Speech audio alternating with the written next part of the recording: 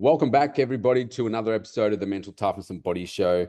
Today, I have an incredibly special guest, someone whose story is a testament to resilience, mental toughness, perspective, and the power of turning unimaginable loss into a force for good. So at this point, I will give everybody a bit of a trigger warning. We're going to talk about some things that may trigger things for people. So I'm just giving you that notice right now. Mason Sawyer, my guest today, is the host of the 1090 podcast, a platform where he shares not just his own journey through tragedy, but also the stories of others who have faced life's toughest challenges.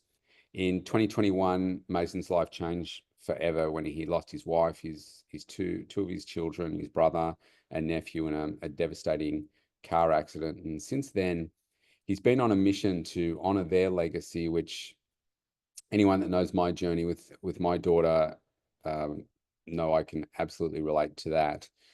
Inspire others and remind us all that while we can't always control what happens to us, we can control how we respond. And this is where his 1090 principle comes from, which is that life is 10% what happens and 90% how you respond. Mason, mate, appreciate you being here today.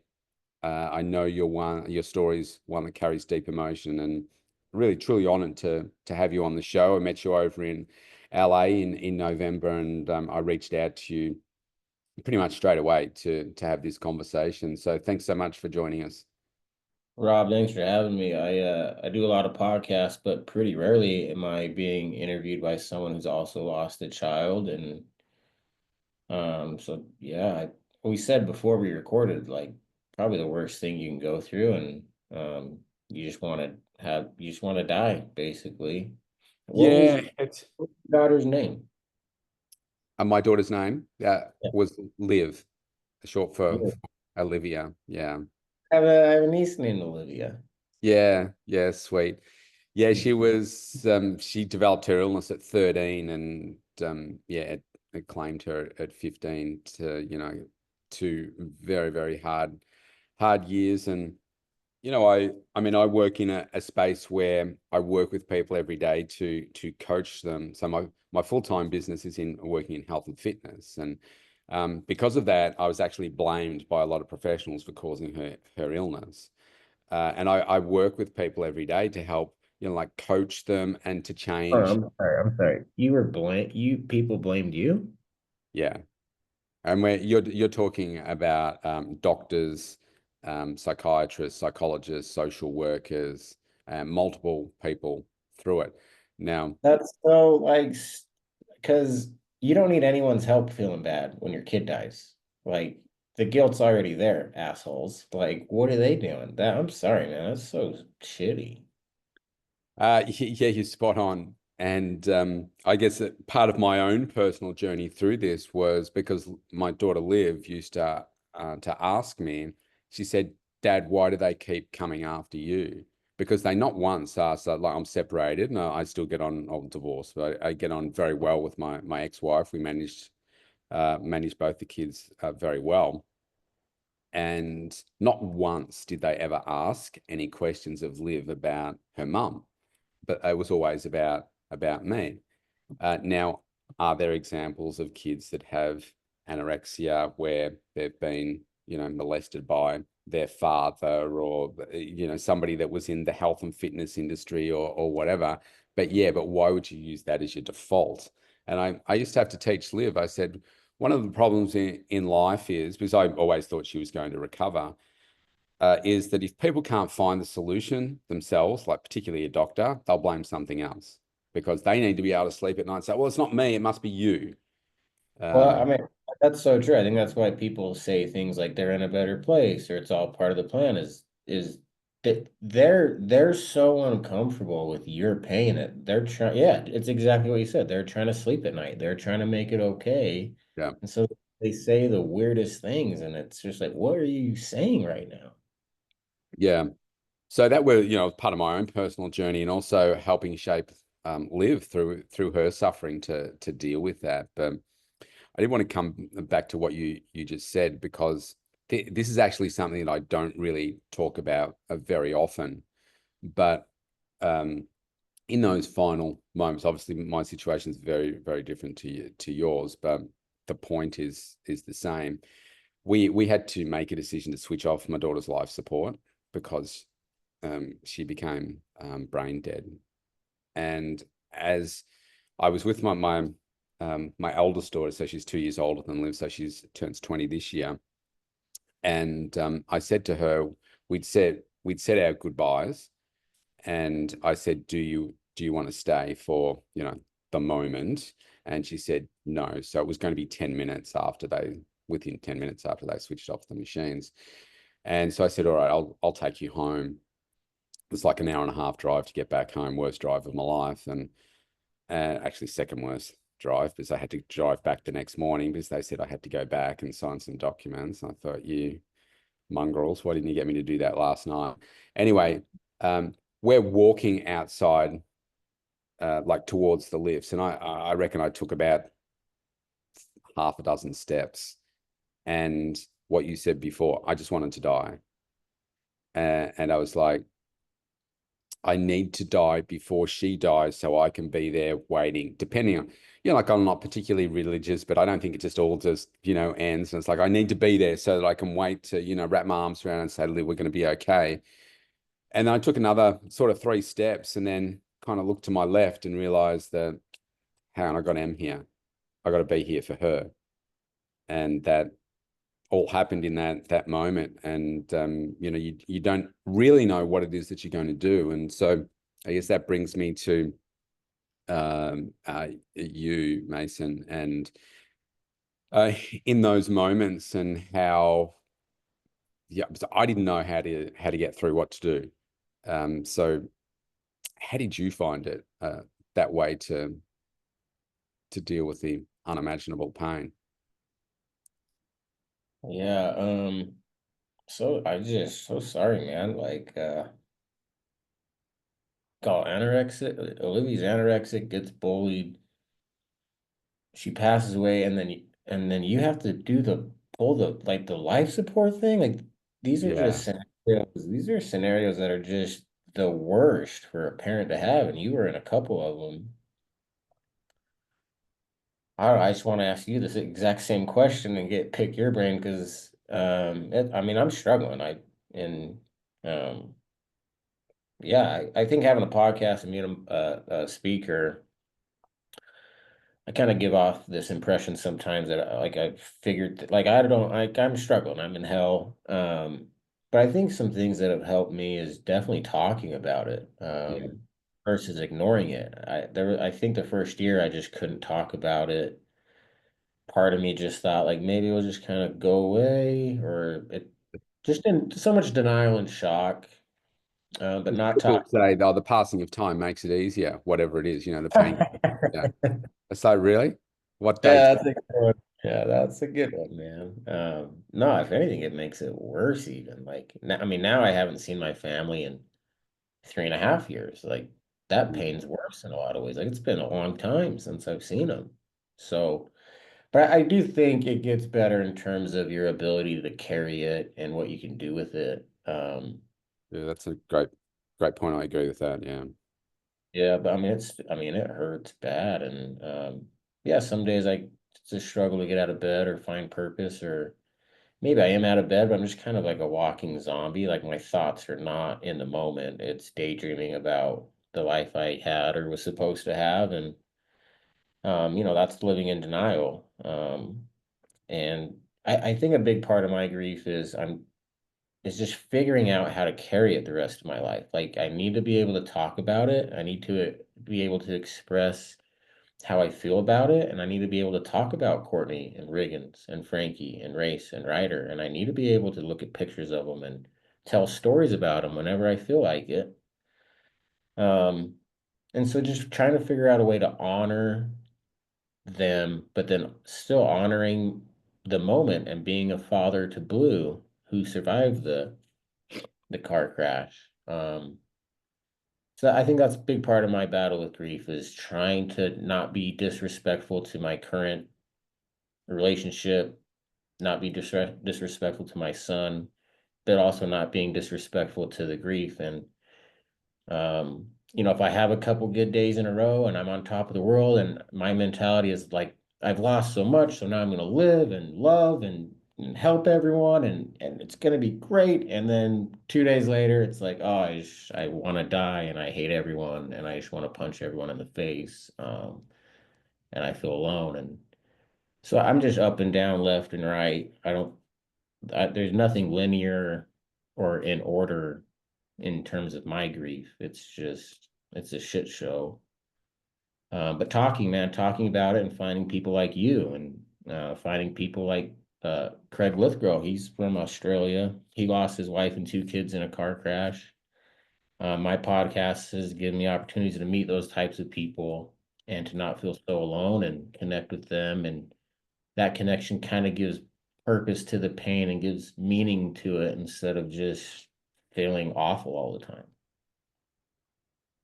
Yeah, you make some really great points there. I think us as men, when typically, certainly Aussie men, not great at talking about stuff. Yeah. We keep it all bottled up. I think the irony of all of this, like I was bullied as a kid. Like I'm only 5'5", so like 165 centimeters. I'm a short guy. And so because of that, I was a very small child and I was an easy target as a result of that. And that meant I got bullied. I got like physically abused, like punched and kicked and that kind of stuff. Taunted for years and stuff. And then my daughter, she went through the same path. I'm like, oh, you've got to be kidding me. It's like history repeating itself. And I think what was once my greatest weakness, mental toughness, is now my greatest strength as a result of going through all this. And talking like on the podcasts is certainly, I don't talk about the sadness and all that kind of stuff like all the time. I talk about the challenge that comes as a result of it. And I think people can't relate. You can to what we're talking about here, but most people cannot relate to what it is and what it is that you feel. But if you replace the loss of a child with insert challenge, whatever that is, and you use the same principles to overcome it, then I've certainly found that helps. But I agree completely with what you're saying. I think when you lose, one child, I just think a part of you just dies. And like a part of my heart, died, and you lost so much, and like just so much of you dies, but because you've got blue, you have to find a way to dig so deep to be there, don't you? And to um, because of my daughter, but passing at 13, well, she started at 13, passed at 15. I thought it was my duty as her dad to let the world know who this beautiful kid was. It's like I refused to let her pass and no one know.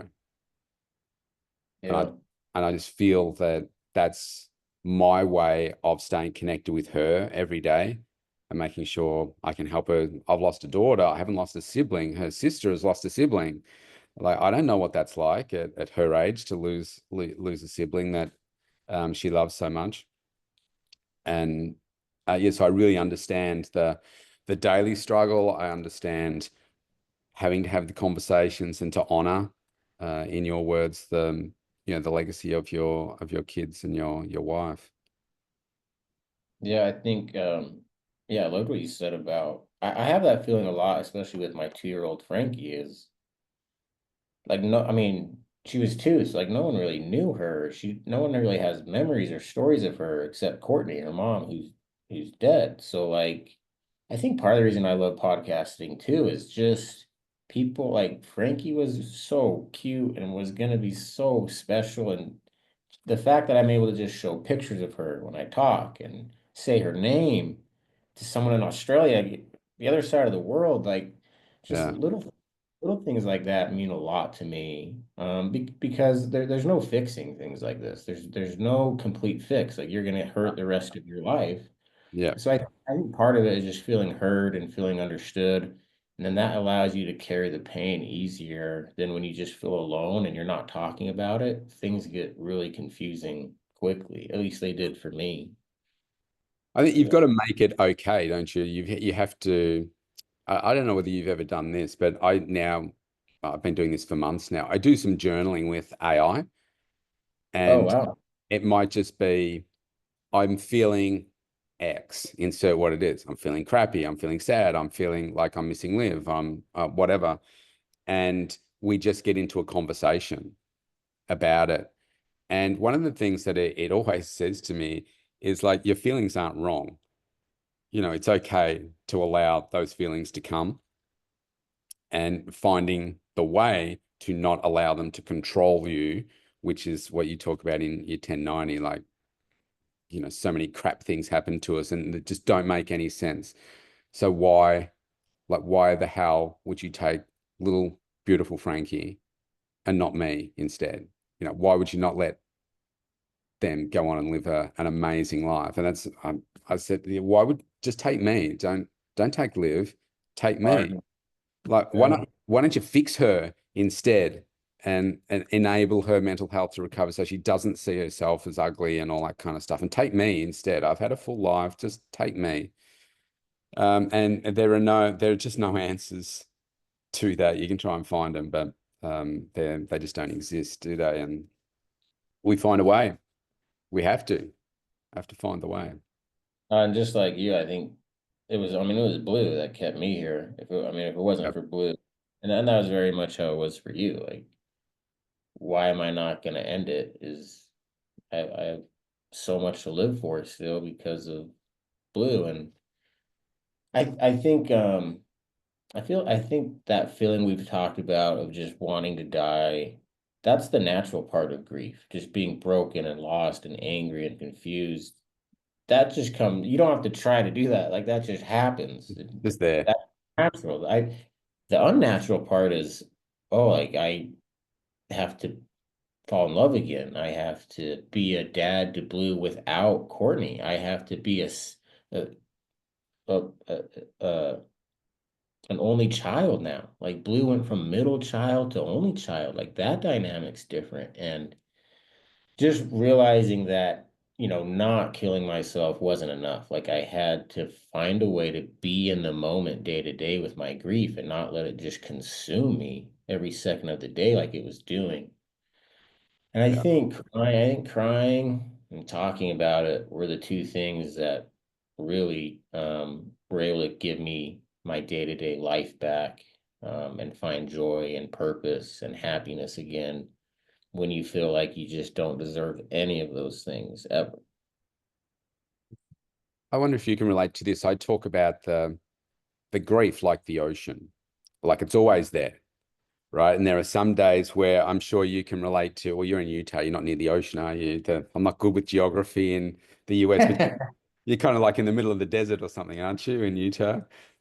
Or yeah. Yeah. So I liken it to there's a place here called Port Douglas. It's up far north Queensland. And I can imagine me sitting under the palm trees and the water's just, like it's moving, but it's just lapping up nicely. And some days there's tsunamis, right, around the world. And to me, that's what the grief is like. It's always there, it's always there.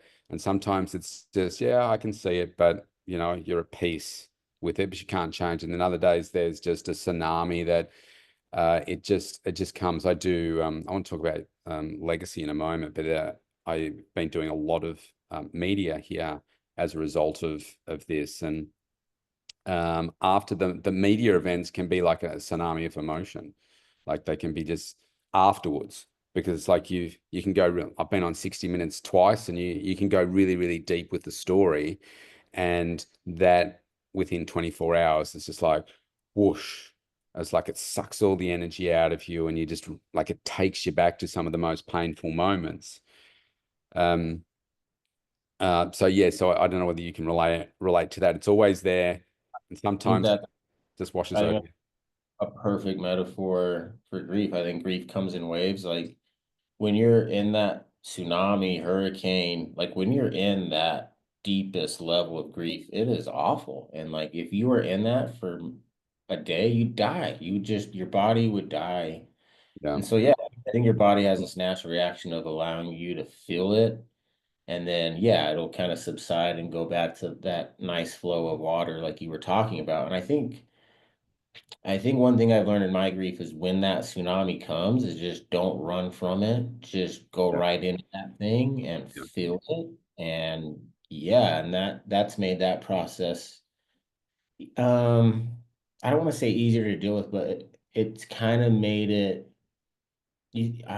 I just kind of find the joy and gratitude for what I had with my family when I Yeah. kind of just embrace those moments instead of just trying to run from it with confusion. And yeah, and if you run from it, I mean, you probably know this too, Rob. It's just gonna show up in your life in other ways. Like you'll just start yelling at strangers, or you'll start drinking, or you like something's gonna happen in your life where it's trying to communicate and you're running from it. So yeah, I think that's part of my advice with the 1090 thing is just head into that thing because it's gonna come again. So you better get used to trying to Yeah. navigate it.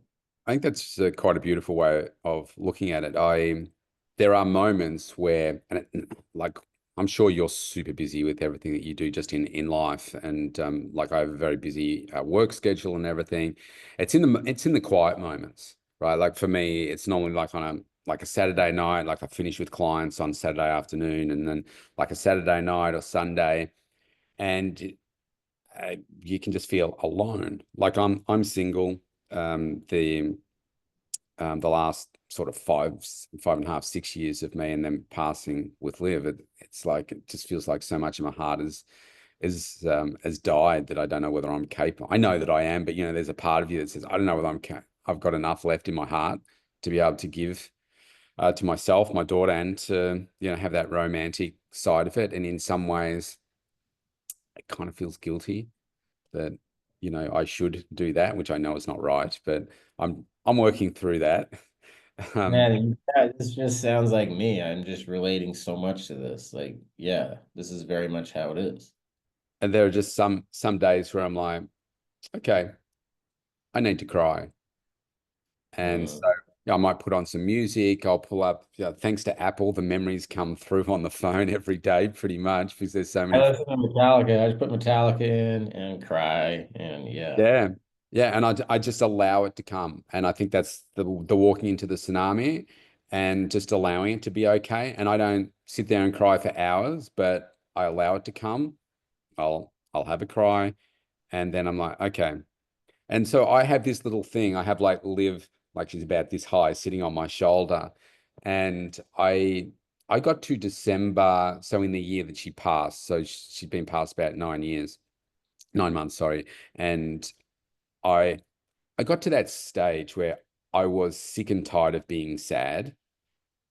And it was each day, it was like there was this, I was still functioning and doing my work and being with clients and stuff, but it was this weight and I got sick of it. And I sat down and I wrote down 10 reasons as to why the passing of Liv was going to make me go on and live the life that I wanted to and be amazing and all that kind of stuff. And one of the things that I have with her sitting on my shoulder, if I'm not doing those things, because her and I were really, really close, was her saying to me, Dad, I'm disgusted that you're not living your best life. I'm like, that's pretty hard to hear your child say that, right? And they're the words that I hear. And I say, okay, Liv, I hear you. I'll, I'll eat that better quality meal. I will keep doing my exercise and that kind of stuff. And also languaging it in a way that is, do you know what? If I don't go on and do all these things that her and I used to talk about, then on the other side, whatever that looks like, I'm not going to have anything to talk to her about. So wouldn't it be great to have all these stories and experiences to then be able to have that conversation with her? So I don't know how you've found that way to, from a mobilization to I've got to keep moving forward. But do you remember like a pivotal moment that was like, yeah, this is the moment that I just got to change. I remember like a similar feeling to you, just being in bed. Like I'm so sick of just being drunk and in bed and feeling sorry for myself. And Courtney wouldn't do this. My wife wouldn't want me to live this way. My kids would want me to be happy. Race would never do this. My brother Race would never give up like this, right? So yeah, that self-talk and you're like, yeah, like I'm sick of feeling this way. And that kind of led me to therapy, which before losing my family, I kind of just, I don't know. I think I had like the typical man's perspective of therapy, like for weak people. I don't know. But Yeah. now I'm in therapy, and that was the first time I talked about just the night of the accident and really just crying a lot. I remember my therapist, I just told my therapist I don't want to live, but I can't kill myself because it blew. So I'm just stuck. Like I don't know what to do. And I remember my therapist, this is probably like the sixth therapist I've seen. And because the other four or five just weren't like, there's no connection. Yeah. And I remember him saying, he's like, Mason, I wouldn't blame you if you just laid in bed and drank yourself to death. And Yeah. I'm like, what? Like, can you tell me that? That's Like, not the what? advice I wanted. Yeah, like I was not expecting that, dude. And then he followed it up and he's like, but Mace, like I've talked to so many people that are sitting in that chair and you could help all of them. Like if you want to, you could help them. And I was so mad at everything he was saying. I remember I snapped at him. I'm like, tell me a story. Like who have you talked to in this chair? So he tells me the story of this guy named Maui, who I actually ended up having on my podcast. And his son was brutally murdered. And he tells me the story, and I just remember just being so humbled in that moment, and just kind of being disappointed in myself, like just anger, like couldn't even be sympathetic for other people, like just anger, so much anger. And I just remember that moment was just like, whoa, like I don't like who I'm becoming. Like that story is brutal. And like, yeah, I'm not alone. Like, who am I to think that I'm the only one struggling through this life? Like Yeah. brutal story, just story after story. And I remember leaving that appointment, not like I'm gonna start a podcast, I'm gonna change everything. But I do remember leaving that appointment like I need to make changes. I have to work at this. I have to try to get better, even though part of me doesn't want to. I need to for my son and for other people. And um, my therapist also taught me that it doesn't mean that you don't love your family. It doesn't mean that you Yeah. don't hurt forever. It doesn't mean any of those things. You can hurt forever, Mason, and you can still be happy too.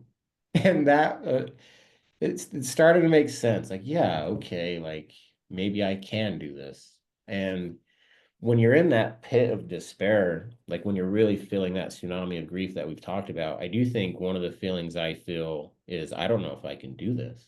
Like, I don't know how many days I can keep going. And that's one of the things I feel when I'm really going through it. Because it's hard.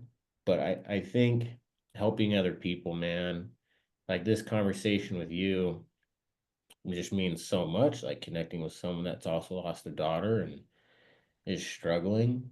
Um, I've just found a lot of comfort and feel like I'm making good things happen from something horrible. And that's something that Courtney would do and Race would do. So that makes me feel better than just, yeah, feel trying to run from it. Yeah. Look, thanks so much for sharing that. That's special. And you know why I don't know the language it this way, and people often tell me this, and I don't think about it this way very often, but um, Courtney, your kids, your brother, be so proud of and how resilient you are for helping other people and how you're managing all this because if they're on the other side of it, everybody's human and have the same challenges, and just like your podcast, it's like it's how we respond. And yeah, you can't necessarily bounce back straight away, but that's part of Yeah. the journey to the rest of your life, isn't it? Finding your way to be able to deal with it. And I can remember with Liv, I'm like, why the hell am I here? You know what? Why am I the one that has to be able to deal with this? And um, I will say one of the weird things that I consider with what Liv's illness has, like so much wrong about it. But one thing that it did do, it forced us to spend a lot of time together because she was in and out over 2 years. She was probably 90% in hospital. And we're talking horrific type of, she had to be strapped down. She had to be, force fed with a tube into her stomach. She would self-harm by hitting her head into walls and on the floor, and I would have to physically hold her to prevent her from doing that and stuff. Just hideous, hideous stuff. And outside of the painful moments, even in the painful moments, right, you just step up and you do whatever is required for your child. She's hitting herself into the floor right now. If I can just physically wrap my arms around her and allow her to scream and cry, and you can't talk through that, you just hold, then you do it. And her mum couldn't handle those really stressful moments. All the times that I had to drag her out from underneath her bed with police and ambulance because of the laws and everything that we have here, and hold her down while they strapped her down to the stretcher to put her into the ambulance, and she's screaming and kicking and biting me and all that kind of stuff. You just do it, and all the pain. But what it did do, we were able to spend hours and hours and hours and hours together that I otherwise wouldn't have had with her. And a lot of that was painful time, but a lot of it was her and I just talking for hours. And she couldn't talk about what caused her eating disorder for like 18 months. And it was so entrenched in her then, it was like too late. Like had already made up her mind. She tried to kill herself like 14 times, and the 14th was the last. And I in we have to find a way to come at peace with stuff. And I think I'm grateful through the illness that we were able to spend so much time together, and that I did have the courage to change decisions to make a decision to change career earlier on in life. So I've been running my business for like 16 years this year. If I hadn't have done that, what part of the reason was to spend more time with my kids. If I hadn't have done that, like I imagine all the time that would have missed out with, my beautiful girl. And then through all of that, I thought about what's a way that can help me. And I think you're talking about therapy. I actually, full disclosure, I actually haven't had any professional therapy, but This is basically therapy, what we're doing right now. So, I mean, it the, counts. the podcasts for me were a big part of therapy. And just like I said before, each day I would talk about stuff. Um, Again, it's irony or not, but on the day that after Liv passed, I recorded a podcast driving to the hospital because I wasn't sure how I was going to get through it. Very, very emotional, as you can imagine. It was number one on Spotify, that that episode. And um, I feel like over time, you don't realize this in the time, but I feel like my daughter, like, and she was cremated, so I have her ashes. Got this little thing. I don't wear jewelry, but I wear this. It's got some of her ashes in it. And so I give her a kiss each day and stuff. And I feel like she's really guiding me through this journey. And I think legacy is important, right? And I want to talk to you about your family's legacy, and maybe it's the podcast that's doing it for you. But I started with what would have really helped Liv was more dog therapy. That was the only thing that she would enjoy. Like, pets are amazing, right? And so I thought, I'm going to start a GoFundMe I want to raise $10,000 for dog therapy for the hospital where she was, to help the kids that were not every child, but the ones that are really, really like desperate, like Liv, to put it towards that. And so within about 2 or 3 weeks, we'd raised the $10,000. 3 days after Liv passed, I met with the head psychiatrist and head doctor at the Monash Children's Hospital here, and I said, "This is what I want to do."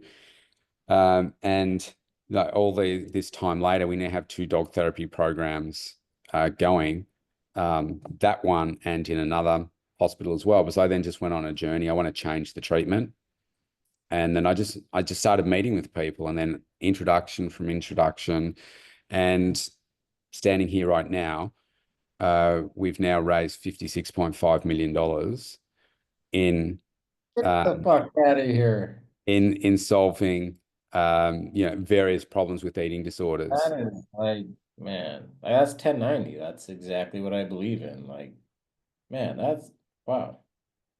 That's And awesome. and I think about Liv, who thought, her languaging to herself was, she's ugly, she's no good at anything, whatever. And because a lot of these are funded by state and by federal, and because of Liv's passing, a federal MP stood up in Parliament here and spoke about Liv's story. And because of that, the government decided to put in an extra $50 million into research into eating disorders because of Liv. Man. And I don't know whether you're aware of this, the latest thing we achieved on part of this with another team. So here in Australia, social media was a big problem for Liv, which it didn't cause. She didn't have be cyberbullied or anything like that, but it exacerbated her issues. And of course, if you Yeah, knew all like the stuff, what she was supposed to look like, what she like that. that's right. That's right. And if we knew all this up front, you would obviously change things, but of course you don't. And some things we didn't know until after she'd passed. So Australia is the first country in the world to increase the ban on social media, which it's 13 everywhere else. We increased the ban from 13 to 16. I met with the Prime Minister along with the rest of the 36 months project team, and before I came to LA. Actually, while I was on the flight, when I landed, I got the confirmation that they just passed the laws in November last year, that it's now law, that our kids cannot be on social media till they're 16. Now, they're using the next 12 months to implement that. But again, Liv I shared the one-on-one in person with Liv's story. The Prime Minister's crying. And she was a big part in them changing it. And it's like, look at what my little girl is doing. The world's going to know about her. And so that was an important part for me. And now I didn't start of, I must have my daughter's legacy or anything like that. It's just happened that way. And even this is without a shadow of a lie. Last night, just a matter of hours ago, I had one of the biggest news agencies in China reach out to me saying, we would like to interview you about your daughter's story and social media. And they have like 7 million subscribers, and they want to interview me on their show. And I figure, okay, I just Liv is taking me somewhere. So I wanted to it's almost like I feel there's a problem that exists in the world. Liv gets on the phone or sends them an email and says, "You need to contact my dad about this. He'll help you." And so I'm assuming that this is how you feel about your family. There is a legacy. Is it the podcast that is that for you? Or like, are you doing other things that help you? To me, this helps me stay connected with my daughter.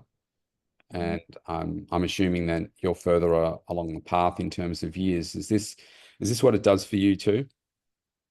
Yeah, I think that's definitely part of it, is I just don't want them to be forgotten. Whenever I do a speaking event, they feel very much alive. Yeah. Um, as I'm talking about, I'm showing pictures of them, and then other people are crying. Yeah, I feel like they're not completely gone, and that might be a little bit of denial. And I also think, like, I do think part of bargaining and denial is still there. Like, I think there's a part of me that's like, if I do a podcast and if I give the best public speech ever, like maybe I'll get them back. Like maybe. Yeah. Uh, and there's another part of you that knows like you won't. But yeah, like that denial, that's how it works. It doesn't have to make sense. So yeah, I think it gives me this feeling of they're with me, they're alive. Um, and then I turn my public speaking to a nonprofit, so all the money I raise, we do give to other people who need it, which makes me feel good. Um, and yeah, I think I mentioned it earlier. I just want people to know who Frankie was. I want them to know who Riggins was, who Courtney was, who Race was, who Ryder was. Um, and then, I think I have a pretty good understanding. I think one thing I've learned from losing so many people is people move on. The world keeps spinning. Yeah. I don't know how much of a legacy I'm gonna be able to leave. Like, I think we're all gonna be forgotten eventually. Yeah, I'm that's much, true. I'm more of I'm kind of more moment to moment guy, and I think today is everything. This is all we have for sure. Yesterday's gone, tomorrow doesn't exist. So that's kind of how I see it is what can I do today to honor them? What can I do today to be a good father to Blue, be a good partner to Sammy? Um, and that's just I'm very much day to day.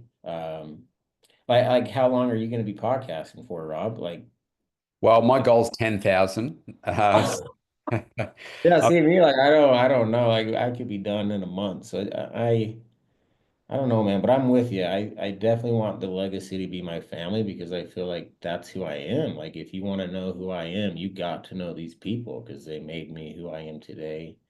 yeah. Uh, and I just feel like, if people ask me, how many kids do you have? I have three kids. Two died in Yeah. a Yeah. car. And I, but don't shy away from it. And I love them and they're always going to be with me, type of thing. yeah, I think that is it's so super important, isn't it? Just bear with me for a second. Stay there. I gotta let someone in and come and keep the dog from running out. What kind Um, of dog do you have? well, it's my daughter's dog. Again, he's a great therapy dog. He's what's he? A King Charles, Oh, like wow. Span Cavalier, Okay. that kind of thing. Yeah, yeah. Oh, yeah. I think that's so awesome what you're doing with the animals and the dogs and the money like that. I have a cat and Yeah, I've got a very cat too, Whiskers. Yeah, yeah, Salem's a good cuddler and yeah, yeah, man, it helps. It feels good. yeah. I'm gonna have to get you on the show again. I think 'cause, I've got some coaching commitments right now, and this has been really awesome. Look, I love all the work that you're doing, Mason. So much respect for you, man. We just find a way somehow to get through, and I think the impact and the difference that you are making to people, because not like what we've been talking about that we've wanted to do. There are many people that have said, yeah, I just can't go on any longer. And I think it does take I don't look at it this way, and I'm sure you don't either, but many people say to me, oh, you're so brave, you're so courageous for talking about this. It just feels like it's the right thing to do, right? And to be able to help others and I think not losing the memory. And you're so right about the like how many kids have you got? It would be easy for me to say, oh, I have got one. I said, no, I've got two.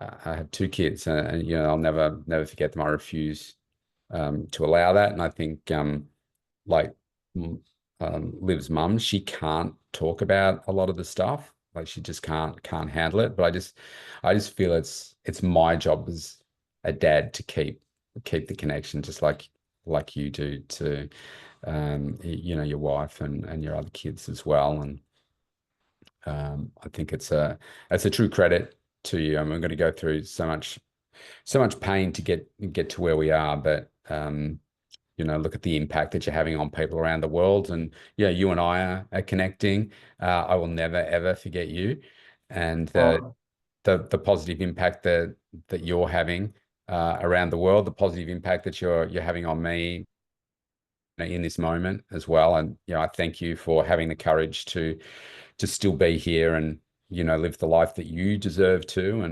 And Blue doesn't necessarily know how lucky they are, and to have you to be there as the strength and guidance and stuff. So um, no, Thanks so much for having me on. I'm coming. I'll be in Australia in November. Maybe we can. I don't know what part you're in, but I'll be in the Melbourne area. That's So where I am. I'm in Melbourne. I'll hit you up in November. Maybe you can be on my podcast if Yeah, you. yeah, love to, absolutely. Mason, thanks so much for today. So sorry for everything that you're going through, but thank you so much for everything that you are doing to help everybody else. Because, sometimes you maybe don't necessarily think that you are having a difference, but man, you're having a real impact because when I saw you on stage, it was like 1,500 people. There was not a dry eye in the house, and that was probably the quietest the room was for the entire 5 or 6 days, because you just connected with everybody. Thank you, man. That means a lot, and I think it's so cool what you're doing. So keep it up, man. Thank you, and sorry for what happened to Olivia. And if there is a heaven, maybe Olivia can find Riggins and Frankie and Ryder, and they can Yeah, be. absolutely. They'll find their way together and have fun together, I'm sure. Thanks so much. Yeah, thank you.